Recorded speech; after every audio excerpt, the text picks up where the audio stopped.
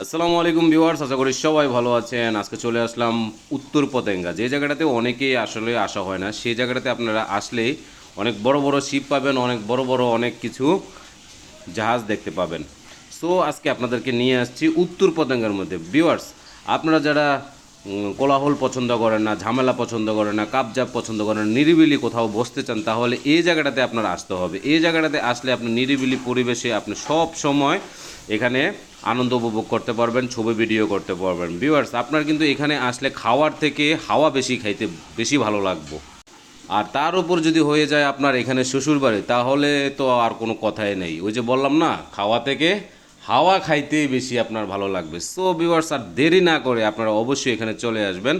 আর এখান থেকে এখানে যে যখন আপনি আসবেন, গাড়ি ভাড়া কিন্তু আপনার বেশি একটা লাগবে না। আপনার প্রথমে চট্টগ্রাম অলংকার থেকে একটা সিএনজি নেবেন, আর সাথে যদি বাইক থাকে তাহলে তার কোনো কথাই নেই। আপনার রিং রোড দিয়ে একদম হাওয়া খেতে খেতে, বাতাস খেতে খেতে আরামসে উড়ে ঘুরে একদম হেলে দুলে আপনি চলে যেতে পারবেন। আর বাইকের তেল মাত্র 20 টাকার খরচ হবে। আর যদি সিএনজি দিয়ে যান, তাহলে আপনার থেকে নেবে 200 থেকে 250 টাকা। সব কিছু মিলিয়ে আপনার একটু লসের খাতাতে, মানে লসের খাতায় পড়বে। সো শ্বশুরবাড়ি থেকে চাপ দিয়ে বউকে একটু বুঝিয়ে শুনে বলে একটা যদি হুন্ডা নিয়ে নিতে পারেন, তাহলে 20 টাকা গাড়ি ভাড়া দিয়ে, আরে 20 টাকা হুন্ডার খরচ দিয়ে আপনি ওখানে চলে যেতে পারবেন।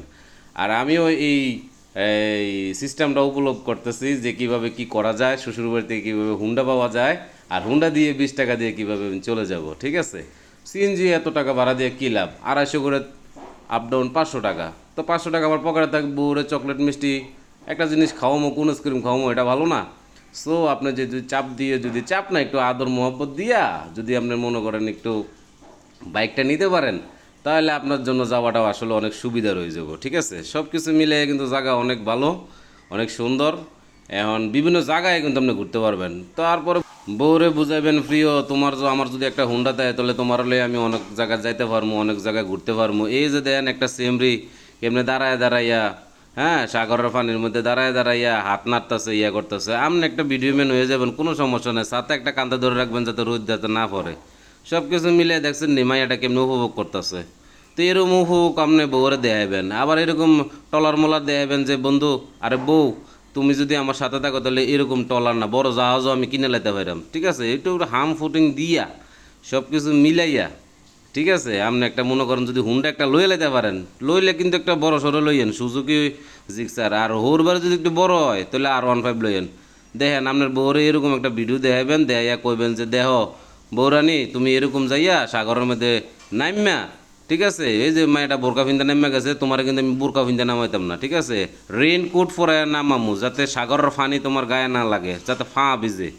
এরকম হাওয়া দিয়া, ফার্ম ওয়াশিং দিয়া কোনো রকম একটা হুন্ডা কিনে নেবেন, আর এরকম নতুন নতুন জায়গায় ঘুরবেন। ঠিক আছে, তা আমি যে জায়গায় গেছি, আমি অবশ্য 8টা গেছি, আর কাছে টিয়া আসলো না। তো চিন্তা করতেছি হুরবাইতে একটা হুন্ডা লম। ভালো থাকবেন, আবার দেখা হবে।